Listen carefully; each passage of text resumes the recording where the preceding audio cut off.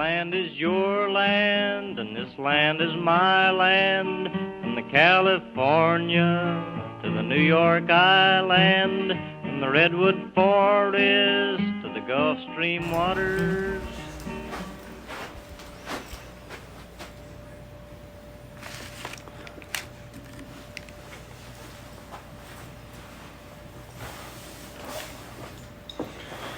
Hi guys, let's go back to the beginning.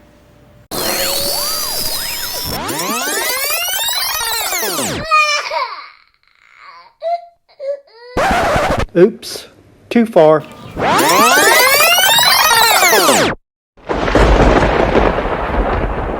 May 20th, 2013. A huge EF5 tornado tears through Moore, Oklahoma.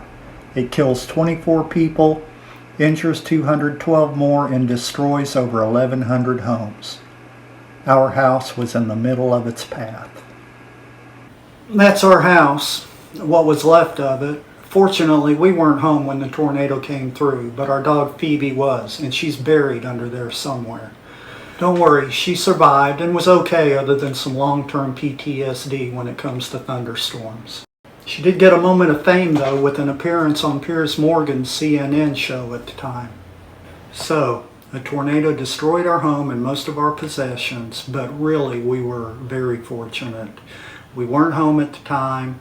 Our dog was, but she was physically unscathed. And finally, and most importantly for our current story, the house was well insured. Well, we needed a place to stay, so we moved in with Peggy's dad. We considered rebuilding on our old lot, but decided we didn't want the hassle, so we started looking for homes around the Moore area. Finally, after 4 months or so, we found a beautiful house on the south side of Oklahoma City with a great price compared to comparable houses in Moore. We went and looked at it, we loved it, and we jumped right on it and signed a contract. About a month later, we were moving into our dream home. The tornado had destroyed most of our possessions. It was a very unpleasant time, but we came out the other end in better shape than we went in. We both got new wardrobes, we got a beautiful new house, and all new furniture for it. The following year, 2014, the print shop where I worked shut its doors. We took that opportunity to take a 2.5-week whirlwind vacation throughout the western U.S. We went to Santa Fe, then we went to Moab and Arches National Park. We made a quick stop in Salt Lake City. Then we drove up to Jackson Hole for a couple of days. Then we went to Sandpoint, Idaho to visit my sister and her husband. Then we drove down to California, saw the Redwood Forest. We drove down the Pacific Coast Highway to San Francisco. From there we went to Lake Tahoe. And from Tahoe we went down to Las Vegas where we watched the Cirque du Soleil Beatles Love Show. Finally, we drove all the way from Las Vegas back to Oklahoma City in one shot, a 20+ hour drive. It was fun. Once again, good fortune was with us. While we were in Sandpoint visiting my sister, I got a phone call from Oklahoma City. The part owner of a print shop there had got my name from my previous employer, and he was offering me a job. When we got home, I interviewed for the job and took it. It was managing the design department and pre-press operations of a design, print, and direct mail shop. I loved it. Then 3 years later, in 2017, I lost that job. So I'm out of work. Let's hit the road again. I was out of work for almost 6 months. Almost immediately after losing my job, we decided to take a road trip to Colorado. We went to Manitou Springs and then up to Estes Park. We spent about a week seeing the sights and enjoying ourselves. About a month after that, we took the vacation that we had planned and made reservations for before I had lost my job. We met my siblings and their families, along with my youngest daughter and her husband, and our granddaughter in Jackson Hole, Wyoming. We hiked in the Grand Tetons, we went to Yellowstone, and those of us in the family who ran the Grand Teton Half Marathon that week. It was a great time. Finally, you may remember there was a major astronomical event in 2017. That's right, a total solar eclipse visible in several parts of the U.S.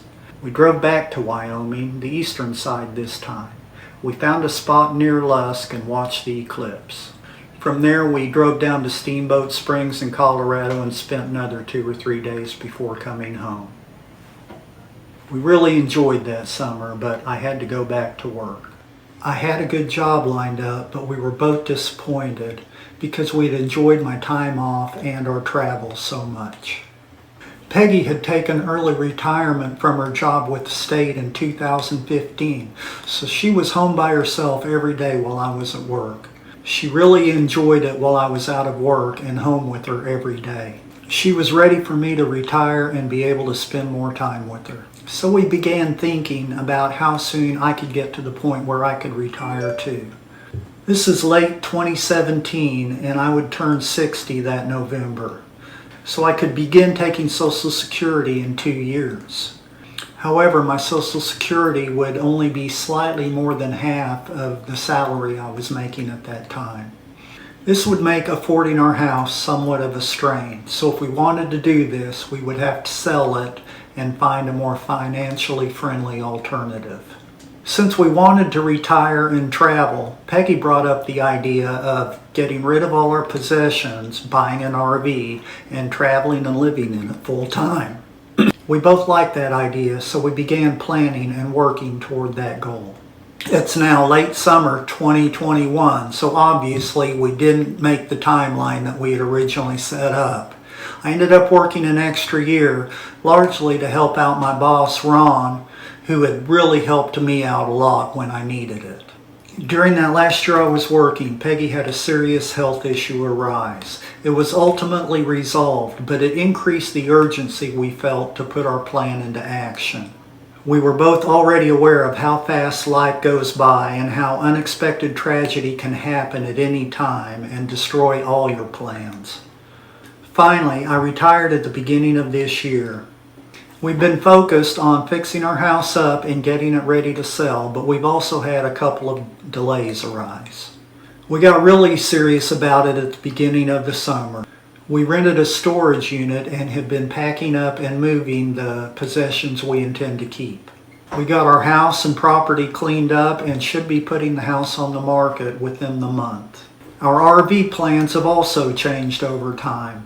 Originally, we planned on getting a big Class A RV. Those are the big bus-like RVs that you drive down the road. Now the plan is to buy a smaller travel trailer and a large SUV to tow it with. This whole process has felt a little bit like jumping into the deep end. We're really excited, but we're also a little nervous about it. We know we could get out on the road and ultimately decide we really don't like doing it full time. That's why we've hedged our bets a bit with the storage unit. But we are both optimistic about this being the next chapter of our lives. We feel it will give us a lot of great experiences and great memories. We've loved this house. As I said earlier, it was our dream house. We've really enjoyed living here. We thought maybe we'd live here for most of the rest of our lives, but our dream has changed. I plan to make updates and upload new episodes documenting our journey. I'm not sure of the schedule for that yet.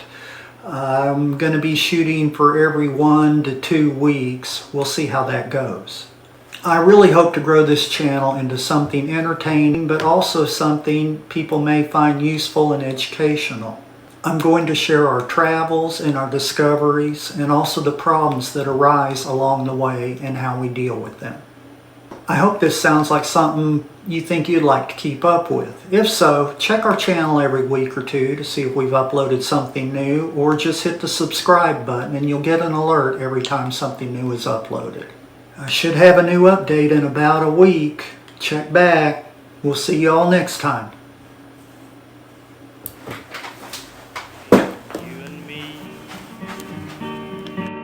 I went a walking that ribbon of highway, I saw above me that endless skyway, saw below me that golden valley.